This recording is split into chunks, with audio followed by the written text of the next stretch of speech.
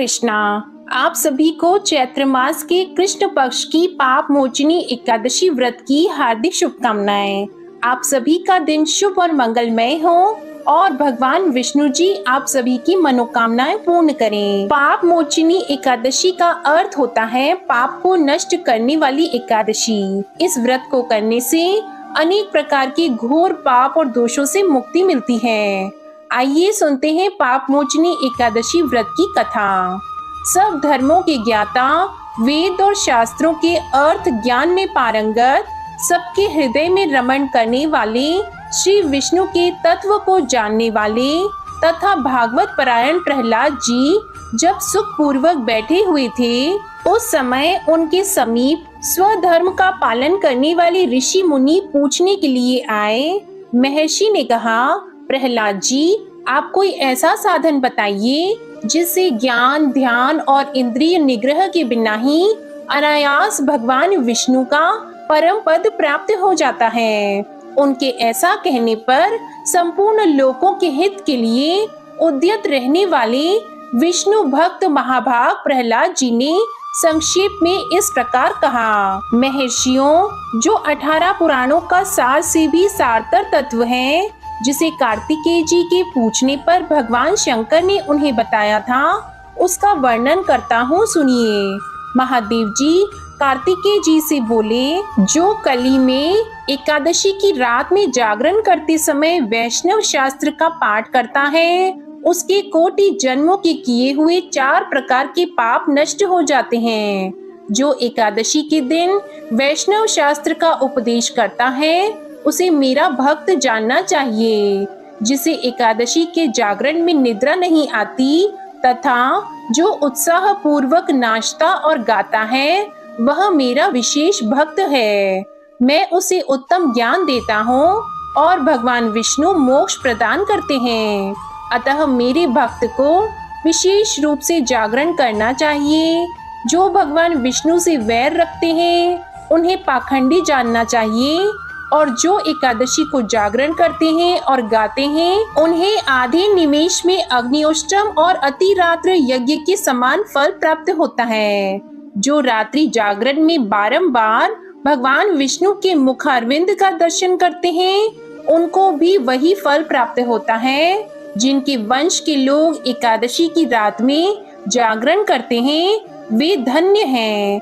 जिन्होंने एकादशी को जागरण किया है, उन्होंने यज्ञ, दान, गया, श्राद्ध और नित्य प्रयाग स्नान कर लिया। उन्हें सन्यासियों का पुण्य भी मिल गया और उनके द्वारा इष्टापूर्त कर्मों का भी भली भांति पालन हो गया। षडानन, भगवान विष्णु के भक्त जागरण सहित एकादशी व्रत करते हैं, इसलिए वे सदा ही मुझे विशेष प्रिय हैं। जिसने वर्धनी एकादशी की रात में जागरण किया है, उसने पुनः प्राप्त होने वाले शरीर को स्वयं भस्म कर दिया है।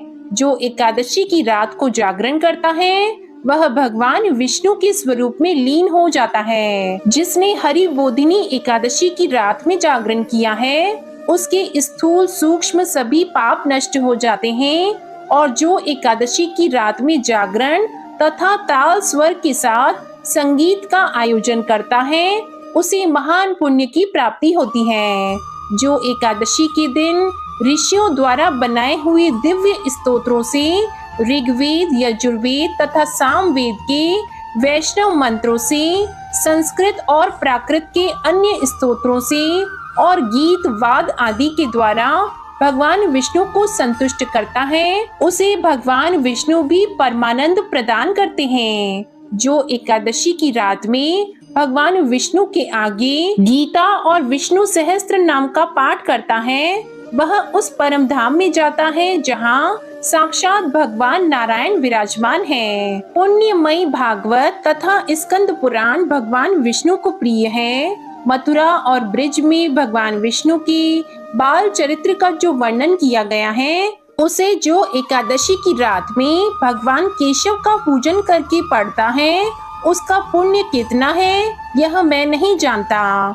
कदाचित भगवान विष्णु जानते हो। बेटा, भगवान के समीप गीत, नृत्य, स्तुति पाठ आदि से जो फल प्राप्त होता है, वही कली में श्री हरि के समीप जागरण करते समय विष्णु सहस्त्रनाम, गीता तथा श्रीमद् भागवत का पाठ करने से सहस्त्र गुना होकर मिलता है।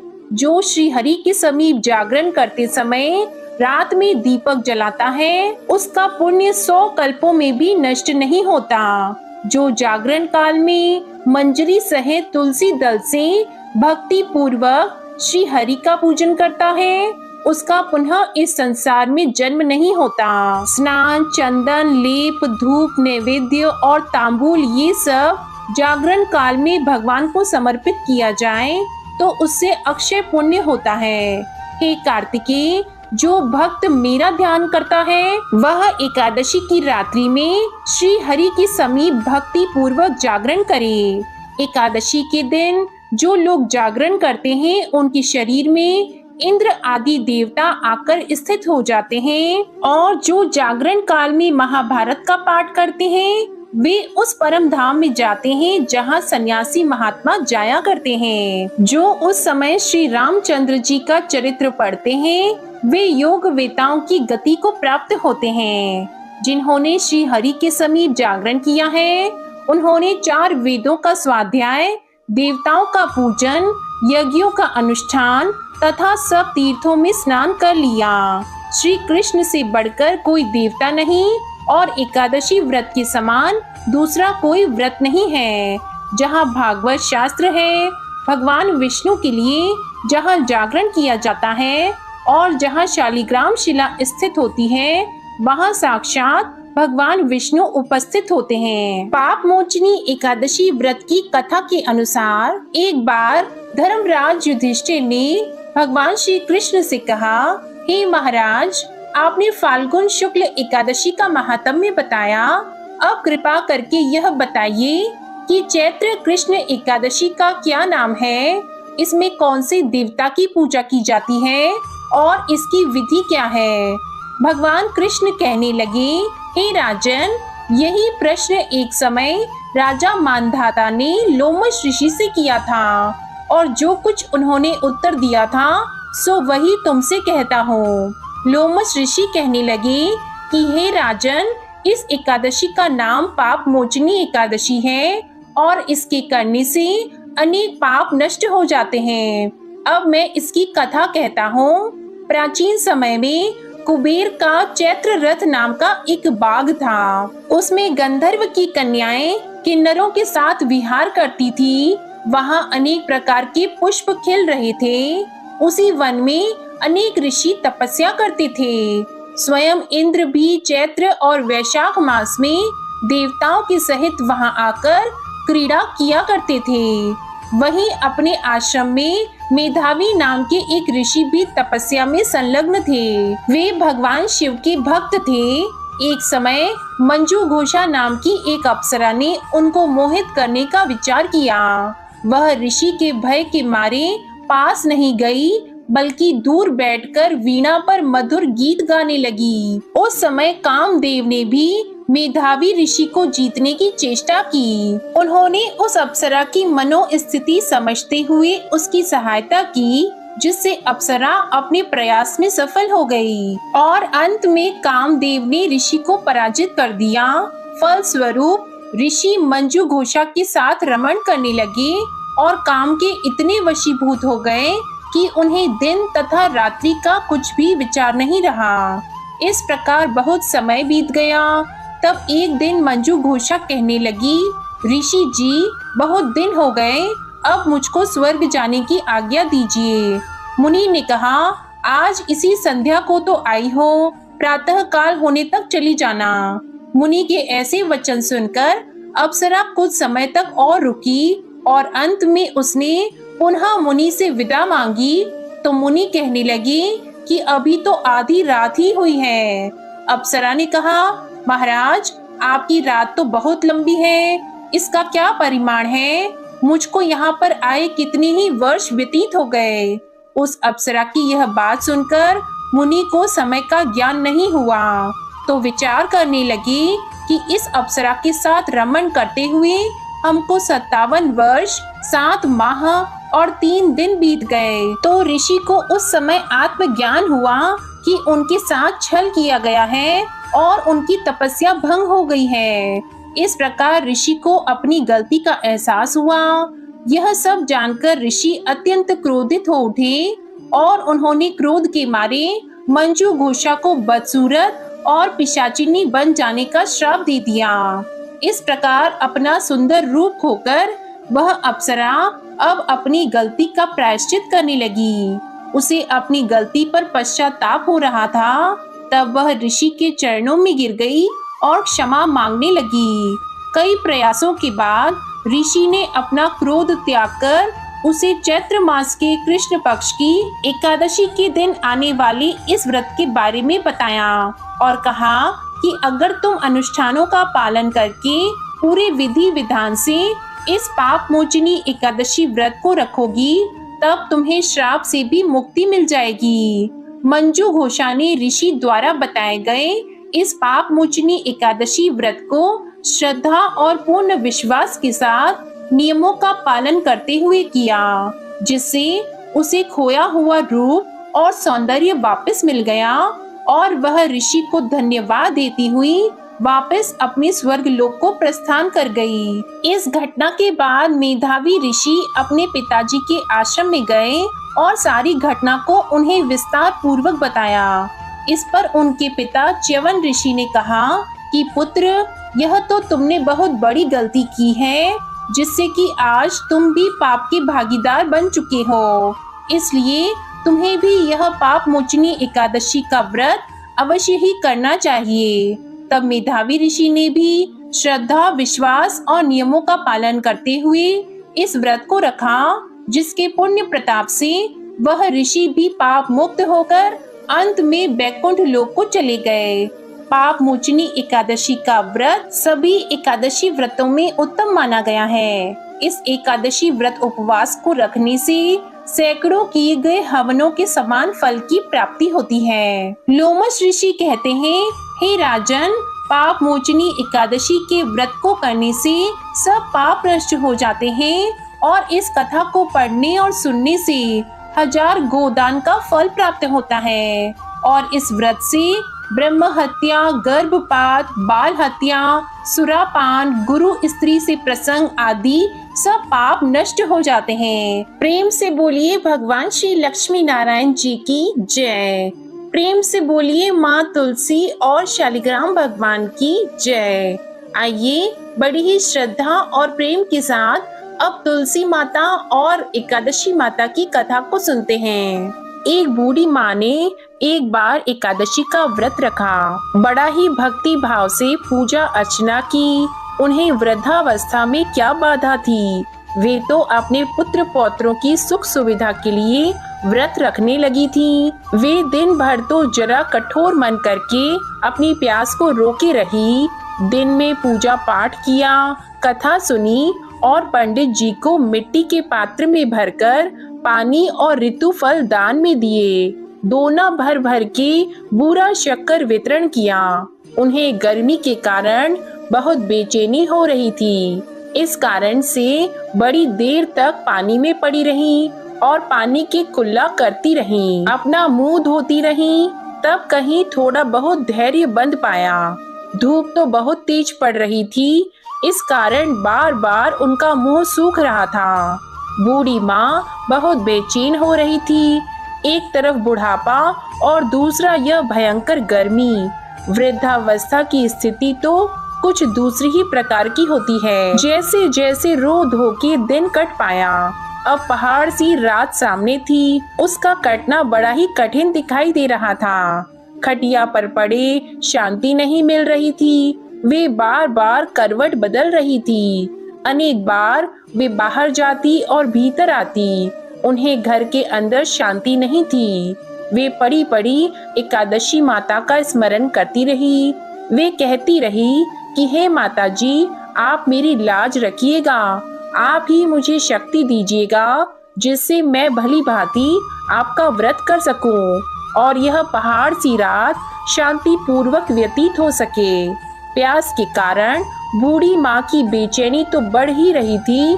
उन्होंने धैर्य रखने का बहुत प्रयास किया, किंतु सहनशीलता की सीमा टूट गई और वे घबराकर एकदम चिल्ला पड़ी और बोली कि बचाओ बचाओ।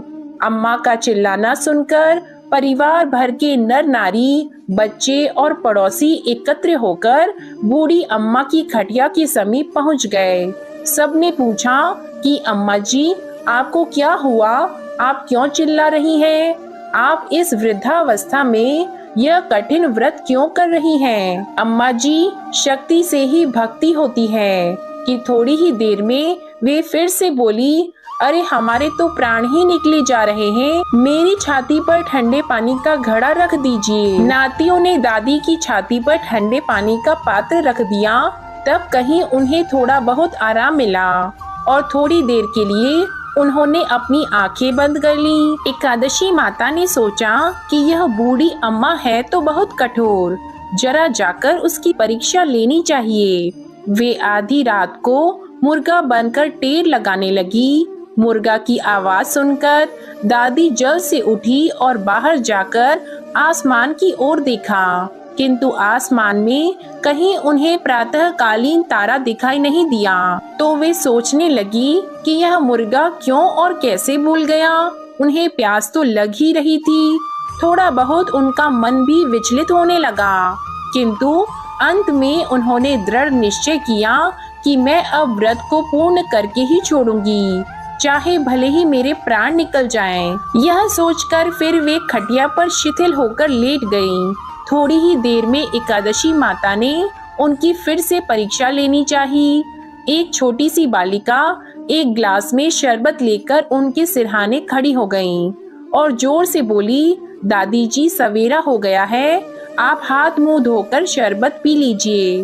पहले तो शरबत का ग्लास देखकर उनका मन ललचा गया, किंतु अचानक व्रत का स्मरण हो आया और उन्होंने सोचा कि मैं किसी भी प्रकार से अभी शरबत नहीं पी सकती हूँ, और वे शांति पूर्वक अपनी खटिया पर लेट गई। फिर थोड़ी ही देर में उन्हें ऐसा लगा जैसे किसी ने उन्हें पानी के कुएं में पटक दिया हो। वे बड़ी देर तक उस कुएं में हाथ पांव चलाती रही, किंतु उन्होंने अपने मुंह में पानी की एक बूंद भी नहीं जाने दी और वे दृढ़ता पूर्वक अपना व्रत पालन करती रहीं। थोड़ी ही देर में न जाने कहां से सामने आग जलने लगी, जिससे भारी गर्मी बढ़ने लगी।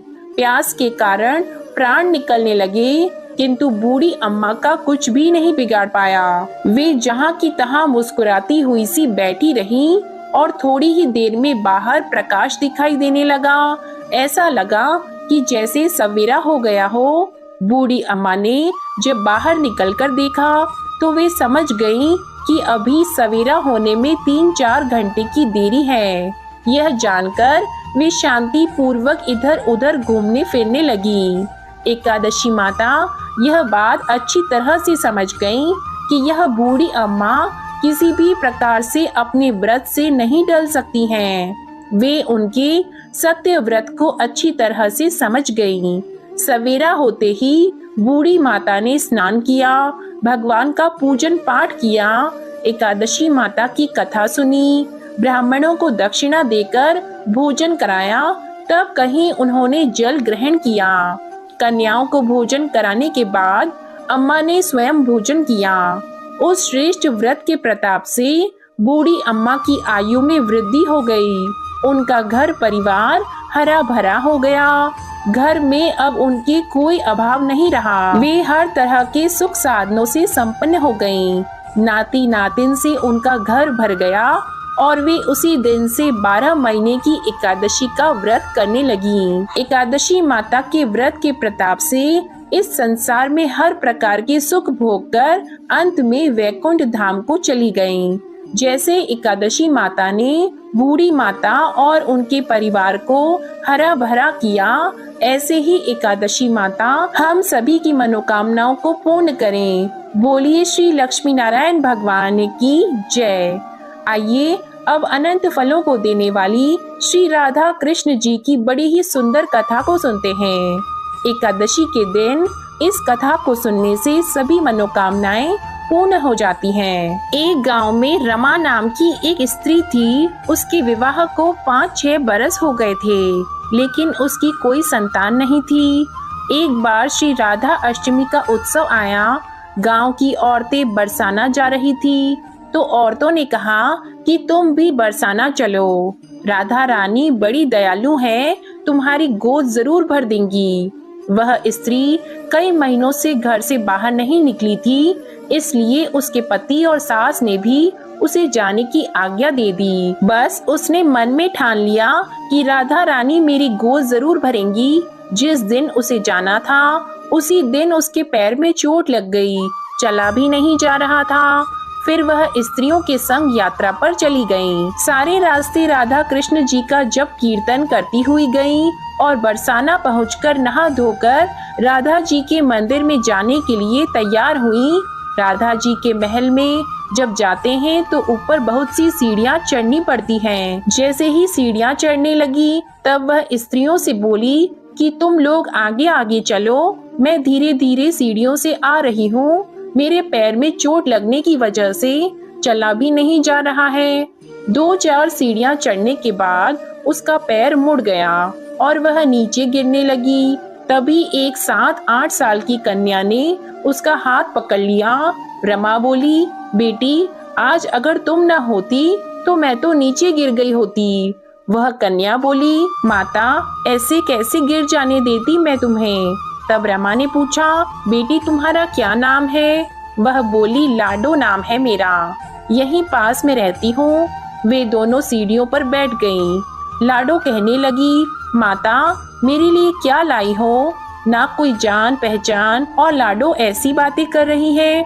फिर रमा ने कहा, लाडो, मैं कल तुम्हारे लिए कुछ ना कुछ लेकर अवश्य आऊंगी, तुम्हें क्या पसंद है। तब लाडो कहने लगी, मुझे नथनी, गले का हार, कान के कुंडल, चूड़ियां, मेहंदी, घाघरा चोली, यह सब चीजें पसंद है, कुछ भी ले आना।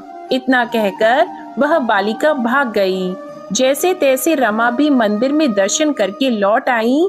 फिर रमा उस बालिका के बारे में सोचने लगी और बाजार में उसने गले का हार और चूड़ियां उसके लिए ली और अगले दिन वहीं जहां मिली थी वह लाडो का जाकर इंतजार करने लगी। फिर लाडो उसको उसी जगह पर मिली।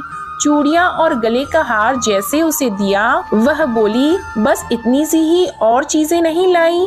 और वह मुंह फुलाकर बैठ गई। तब रमा बोली, अभी मैं 8 दिन यहीं पर हूँ, रोज तुम्हारे लिए कुछ न कुछ लाया करूंगी। यह सुनकर लाडो उसकी गोद में बैठ गई और गले लग गई। तो रमा रोने लगी। उसे जैसे एक संतान मिल गई। उसने खूब प्यार से उसके सिर पर हाथ फेरा। ऐसे ही वह फिर चली गई।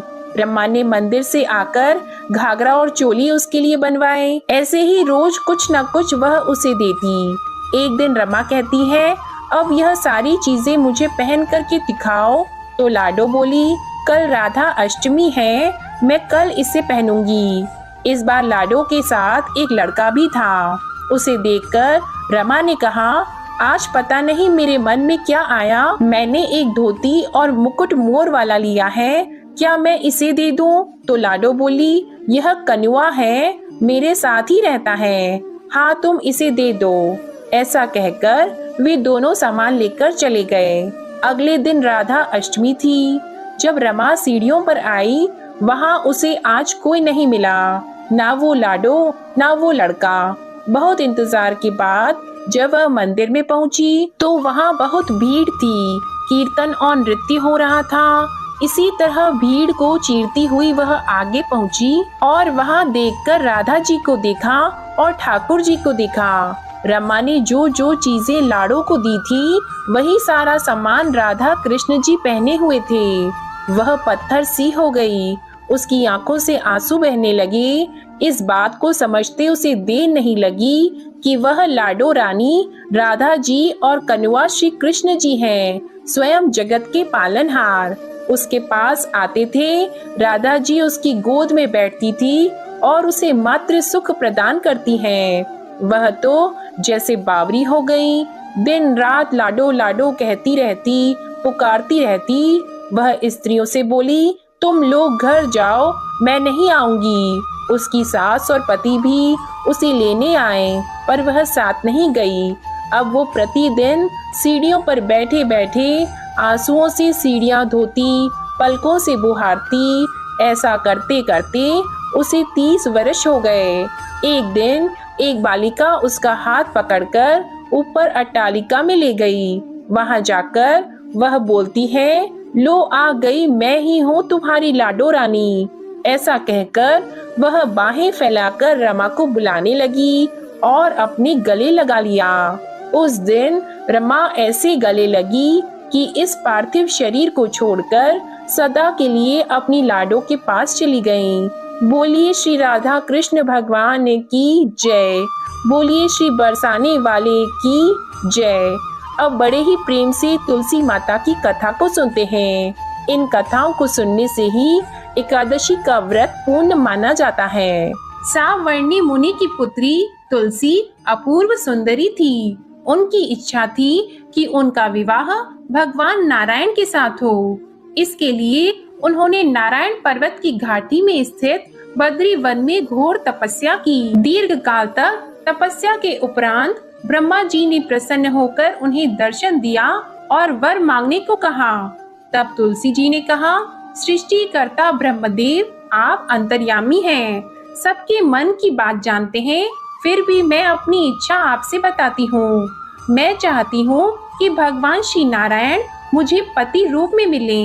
ब्रह्मा जी ने कहा, तुम्हारा अभीष्ट तुम्हें अवश्य ही मिलेगा। अपने पूर्व जन्म में किसी अपराध के कारण तुम्हें श्राप मिला है। इसी प्रकार भगवान श्री नारायण के एक पार्षद को भी दानव कुल में जन्म लेने का श्राप मिला है। दानव कुल में जन्म लेने के बाद भी उसमें नारायण का अंश विद्यमान रहेगा। इसलिए इस जन्म में पूर्व जन्म के पाप के शमन के लिए संपूर्ण नारायण तो नहीं मिलेंगे, लेकिन नारायण के अंश से युक्त दानव कुल जन्मे उस शापग्रस्त पार्षद से तुम्हारा विवाह होगा। शाप मुक्त होने पर भगवान श्री नारायण सदा सर्वदा के लिए तुम्हारे पति हो जाएंगे। तुलसी ने ब्रह्मा जी के इस वर को स्वीकार कर लिया, क्योंकि मानव कुल में जन्म के कारण उस मायावी भोग को तो भोगना ही था। तुलसी बद्री वन में ही रहने लगी। नारायण का वह पार्षद दानव कुल में जालंधर के नाम से पैदा हुआ था। कुछ दिनों बाद वह भ्रमण करता हुआ बद्री वन में आया। यहाँ तुलसी को देखते ही वह उस पर मंत्र मुग्ध हो गया। तुलसी के सामने उसने अपने विवाह का प्रस्ताव रखा। इतने में ही वहाँ ब्रह्मा जी आ गए और तुलसी से कहा, तुलसी, जालंधर को देखो, ऐसा देवोपम उसका स्वरूप है। दानव कुल में जन्म लेने के बाद भी लगता है जैसे इसके शरीर में नारायण का वास हो। तुम प्रस्ताव को सहर्ष स्वीकार कर लो। तुलसी को भी लगा कि उसकी तपस्या पूर्ण हो गई, उसे इच्छित फल मिला है। तब जालंधर के साथ उसका गंधर्व विवाह हो गया और वह जालंधर के साथ उसके महल में पत्नी बनकर आ गई। जालंधर ने अपनी परम सुंदरी सती साध्वी पत्नी तुलसी के साथ बहुत दिनों तक राज्य किया। उसने अपने राज्य का इतना विस्तार किया कि देवलोक तक उसके अधिकार में आ गया। स्वर्ग का सुख भोगने वाले देवताओं की दशा भिखारियों जैसी हो गई। जालंधर किसी को कष्ट नहीं देता था, पर अधिकार और राज्य छिन जाने से सारे देवता मिलकर ब्रह्मा, विष्णु और शिव जी की सभा में गए और अपनी विपत्ति उन्हें सुनाई। ब्रह्मा जी ने कहा, तुलसी परम साध्वी है, उसका विवाह जालंधर से मैंने ही कराया था। जालंधर को तब तक नहीं हराया या मारा जा सकता जब तक तुलसी को न चला जाए। विष्णु जी ने कहा, जालंधर पूर्व जन्म में मेरा पार्षद था। श्राप के कारण उसे दानव कुल में जन्म लेना पड़ा। इस जन्म में भी मेरा अंश उसमें व्याप्त है। साथ ही तुलसी के पतिव्रता धर्म से वह अजय है। फिर देवताओं की सहमति से भगवान शिव ने जालंधर के पास संदेश भेजा कि या तो वह देवताओं को राज्य लौटा दे या फिर उनसे युद्ध करे। जालंधर शंकर जी के पास पहुंचा। उसने कहा, देवादिदेव, आपके लिए देवताओं का पक्ष लेना उचित नहीं है। राज्य बढ़ाना हर राजा का कर्तव्य है। मैं किसी को दुखी नहीं कर रहा हूँ। देवताओं से कहिए कि भाई मेरी प्रजा बनकर रहे। मैंने आपका कोई भी अपमान नहीं किया है। हमारा आपका युद्ध शोभा नहीं देता है। अगर आप हार गए तो बड़ी लज्जा की बात होगी।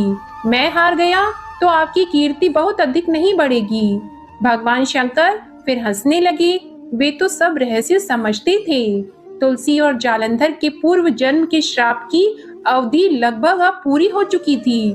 फिर शंकर जी बोले कि इसमें कीर्ति और लज्जा की बात नहीं है। तुम देवों को राज्य लौटाकर उन्हें उनके पद पर प्रतिष्ठित होने दो। युद्ध से बचने का यही एक उपाय है। तब जालंधर ने कहा, मैंने युद्ध के बल से देवलोक जीता है, कोई उसे युद्ध के द्वारा ही वापस ले सकता है। यह मेरा अंतिम उत्तर है। अब मैं जा रहा हूँ। ऐसा कहकर जालंधर वहां से चला गया। उसने अपनी पत्नी तुलसी को सारी बातें बताई और कहा, कर्म भोग सब काल सूत्र में बंधा है। जीवन में हर्ष, शोक, भय, सुख, दुख, मंगल, अमंगल काल के अधीन है। हम तो केवल निमित्त हैं। संभव है भगवान शिव देवों का पक्ष लेकर मुझसे युद्ध करें। तुम चिंता मत करना, तुम्हारा सती तेज मेरी रक्षा करेगा। दूसरे दिन भगवान शंकर के नेतृत्व में देवताओं ने युद्ध छेड़ दिया। जालंधर ने भीषण बाढ़ की वर्षा कर उनका वेग रोक दिया। उसके प्रहार से देवता डगमगाने लगे। उसने दानवी शक्ति का प्रयोग करके मायावी युद्ध आरंभ कर दिया। युद्ध स्थल पर वह किसी को भी दिखाई नहीं देता था, पर उसके अस्त्र शस्त्र प्रहार कर देवों को घायल कर रहे थे। देवगण अपने अस्त्र चलाए तो किस पर चलाए, क्योंकि कोई शत्रु सामने था ही नहीं। कई दिनों तक इस तरह भयंकर युद्ध चलता रहा। जालंधर पराजित नहीं हुआ। तब शिवजी ने विष्णु जी से कहा, विष्णु तुम कुछ उपाय करो, अन्यथा मेरा तो सारा यश मिट्टी में मिल जाएगा। विष्णु जी ने सोचा, बल से तो जालंधर को हराया नहीं जा सकता, इसलिए छल का ही सहारा लेना पड़ेगा। उन्होंने तुरंत अपना स्वरूप जालंधर जैसा बनाया और अस्त्र शस्त्र से सुसज्जित होकर तुलसी जी के पास पहुंच गए और बोले, प्रिय, मैं युद्ध जीत गया। सारे देवता भगवान शंकर समेत हार गए। इस खुशी में आओ, मैं तुम्हें अपने अंग लगा लूं। पति को प्रत्यक्ष खड़ा देखकर तथा विजय का समाचार सुनकर वह दौड़कर मायावी जालंधर के गले से लिपट गई। इस प्रकार पति पत्नी दोनों ने आलिंगन होकर खूब खुशी मनाई। पर पुरुष के साथ इस प्रकार के व्यवहार से उसका सती तेज नष्ट हो गया।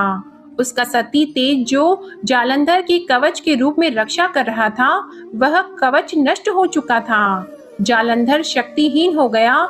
ये जानते ही भगवान शंकर ने अपने त्रिशूल से प्रहार किया। उस प्रहार के लगते ही जालंधर जलकर भस्म हो गया। जालंधर के मरने को जानकर विष्णु अपने असली रूप में आ गए। सामने अपने पति जालंधर के स्थान पर भगवान विष्णु को खड़ा देखकर तुलसी बहुत विस्मित हुई। उसको पता लग गया कि स्वयं नारायण ने उसके साथ छल किया है। क्रोध में आकर तुलसी जी ने श्राप दिया कि एक सती स्त्री का सतीत्व भंग करने के अपराध में तुम हृदयहीन पत्थर हो जाओ। विष्णु जी ने तुलसी जी के श्राप को शिरोधार्य कर कहा, देवी, तुम्हारे तथा जालंधर के कल्याण के लिए मुझे ऐसा करना पड़ा। तुम दोनों को श्राप मुक्त करना था। तुम भी अब अपना शरीर त्याग कर तुलसी बिरवा के रूप में जन्म लोगी और मेरी पूजा तुलसी दल से होगी। मैं शालिग्राम पत्थर बनूंगा। मेरे शीर्ष पर तुम आदर से विराजमान होंगी। तुम्हारे पति की हड्डियों के चूर्ण से शंख की उत्पत्ति होगी। उस शंख ध्वनि से देवताओं तथा मेरी पूजा आराधना होगी। जहाँ शंख ध्वनि होगी वहाँ मंगलमय मैं विराजमान रहूंगा। तुमने पूर्व जन्म में बद्रीवन में मुझे पाने के लिए बड़ी तपस्या की थी। अब अगले जन्म में मैं नारायण प्रस्तर के रूप में बद्रीनाथ वन में स्थापित होऊंगा और मेरी पूजा अर्चना फल फूल से ना होकर तुम्हारी तुलसी दल से होगी। मेरे शीश पर विराजमान होकर तो मुझसे भी ऊंचा पद प्राप्त करोगी। बोलिए श्री लक्ष्मी नारायण भगवान की जय। तुलसी महारानी और शालिग्राम भगवान की जय। जय जय श्री राधे कृष्णा। उम्मीद करती हूँ आप सभी का पाप मोचनी एकादशी का व्रत सफल हो और भगवान विष्णु जी और माता लक्ष्मी जी की कृपा आप पर सदा बनी रहे।